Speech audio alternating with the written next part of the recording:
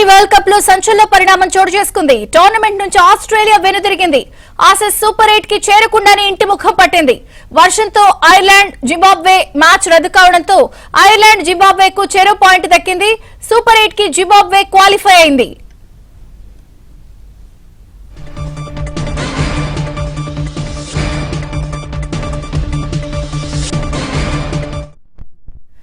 T20 world cup లో సంచలన పరిణామం చోటు చేసుకుంది. టోర్నమెంట్ నుంచి ఆస్ట్రేలియా వెనుదిరిగింది. ఆసెస్ సూపర్ 8 కి చేరకుండానే ఇంటి ముఖం పట్టింది. ఈ పరిణామంపై అలాగే T20 వరల్డ్ కప్ అప్డేట్స్ కి సంబంధించిన అనాలిసిస్ స్పోర్ట్స్ అనలిస్ట్ వెంకటేష్ గారిని అడిగి తెలుసుకుందాం. గుడ్ ఈవినింగ్ వెంకటేష్ గారు.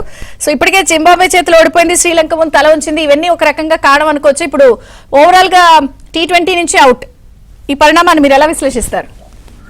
నిజంగా చాలా sensational development. Australia one of the favourites అని చెప్పాలి. అయితే ఈ టోర్నమెంట్ లో వాళ్ళకి ఏది కలిసి రాలేదు. మొదటి నుంచి వాళ్ళు suffering from injuries. Pat Cummins కానీ హ్యాజల్వుడ్ కానీ టోర్నమెంట్ నుంచి కంప్లీట్ గా వాళ్ళు ఇంజరీస్ వల్ల దూరం అయిపోయారు. తర్వాత వాళ్ళ కెప్టెన్ మిచెల్ మార్ష్ కూడా ఫస్ట్ 2 మ్యాచెస్ ఆడలేదు, అతను కూడా ఇంజరీ వల్ల ఆడలేదు. సో ఓవరాల్ గా వాళ్ళ మెయిన్ ప్లేయర్స్ కూడా ఎవరికి ఫామ్ లో లేని పరిస్థితి మనకు కనిపించింది. దాంతో జింబాబ్వే అయితే ఎప్పుడైతే ఓడిపోయారో వాళ్ళ ఫర్దర్ ప్రోగ్రెస్ టోర్నమెంట్ కాస్త ఇబ్బందిగా కనిపించింది. శ్రీలంకతో ఓడిపోయారు కదా. శ్రీలంకతో కూడా ఓడిపోయారు. శ్రీలంకతో ఓడిపోయిన తర్వాత ఇంకా లాస్ట్ మ్యాచ్ గెలిస్తే వాళ్ళకి ఏదో చిన్న మినుకు హోప్ ఉండేది. జింబాబ్వే కనుక ఈరోజు ఐర్లాండ్ తో ఓడిపోతే వాళ్ళకి హోప్ ఉండేది. కానీ ఇప్పుడు జింబాబ్వే మ్యాచ్ రద్దు అయిపోయింది, ఐర్లాండ్ మ్యాచ్ రద్దు అయిపోయింది కదా, జింబాబ్వేకి ఒక పాయింట్ వచ్చింది. Australia finish only with 4 points. కానీ వెంకటేష్ గారు, ఇంత బలమైన బ్యాటింగ్ లైనప్, ఒక రకమైన భీకరమైన బౌలింగ్ ఇన్నున్నా కూడా ఇలా ఓడిపోవడం అనేది ఎలా చూడాలంటారు?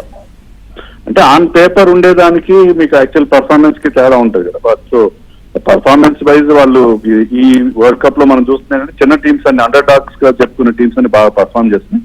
వాళ్ళు they are exceeding expectations. So ఆ రకంగా చూసుకుంటే ఆస్ట్రేలియా ఆన్ పేపర్ చాలా స్ట్రాంగ్ గా కనిపించిన, పర్ఫార్మెన్స్ వైజ్ వాళ్ళు ఈ వరల్డ్ కప్ లో పూర్తిగా డిసప్పాయింట్ చేశారని చెప్పాలి.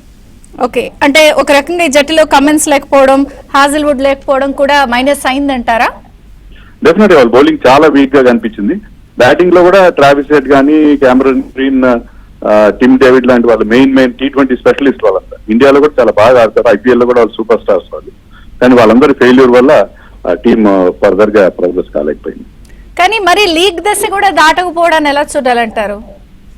అదేనండి, ఇప్పుడు జింబాబ్వే ఇంత బాగా పర్ఫార్మ్ చేస్తారని ఎక్స్పెక్ట్ చేయలేదు. జింబాబ్వే ఆస్ట్రేలియా ఓడించింది ఎప్పుడు 2007 లో వాళ్ళు ఓడించారు. మళ్ళీ ఇప్పుడే T20 వరల్డ్ కప్ లో వాళ్ళు ఓడించారు. సో జింబాబ్వే లాంటి టీం ఈ మధ్య చాలా స్ట్రగుల్ అవుతున్న టీం ఆస్ట్రేలియాను ఓడించడం అది పెద్ద సెన్సేషన్. శ్రీలంకతో ఓడిపోవడంలో పెద్ద ఆశ్చర్యం లేదు, ఎందుకంటే హోమ్ కండిషన్స్ వాళ్ళకి అనుకూలంగా ఉంటాయి. బట్ జింబాబ్వే ఓడించడం, తర్వాత శ్రీలంక హోమ్ టీమ్ తో ఓడిపోవడం, ఈ 2 ఓటములతో వాళ్ళు ఈసారి నిష్క్రమించడం జరిగింది. కానీ వెంకటేష్ గారు, అసలు ఒక దశాబ్ద కాలం పాటు క్రికెట్ ప్రపంచాన్ని ఆస్ట్రేలియా జట్టు శాసించింది. ఫీల్డింగ్ కానీ, బౌలింగ్ కానీ, లేకపోతే బ్యాటింగ్ వైజ్ కానీ. కానీ వరుస ఓటములు అంటే ఇంక ఇప్పుడు ఎలా చూడాలంటారు? అంటే ఇంత వాళ్ళు ఈ T20 వరల్డ్ కప్ లో మాత్రం వాళ్ళ పర్ఫార్మెన్స్ ఎంత, ఇంతవరకు 9 ఎడిషన్స్ జరిగితే ఒకసారి మాత్రమే గెలిచారు. ఎందుకంటే T20 వరల్డ్ కప్ లో ఆస్ట్రేలియా రికార్డ్ మొదటి నుంచి అంత గొప్పగా లేదు. సో ఇటీవల కాలంలో ఈవెన్ టెస్ట్ మ్యాచ్ లో కానీ, వన్డే వరల్డ్ కప్స్ లో కానీ వాళ్ళు కొద్దిగా డౌన్ అయినట్టుగా కనిపిస్తున్నారు. సో వాళ్ళు కూడా ఏంటంటే చాలా మంది ప్లేయర్స్ అందరు కూడా కొంచెం ఏజింగ్ ప్లేయర్స్ ఉన్నారు. వాళ్ళు కూడా యంగ్ టాలెంట్ వైపు దృష్టి సారించాల్సిన అవసరం కనిపిస్తుంది. ఓకే, థ్యాంక్ యూ వెంకటేష్ గారు.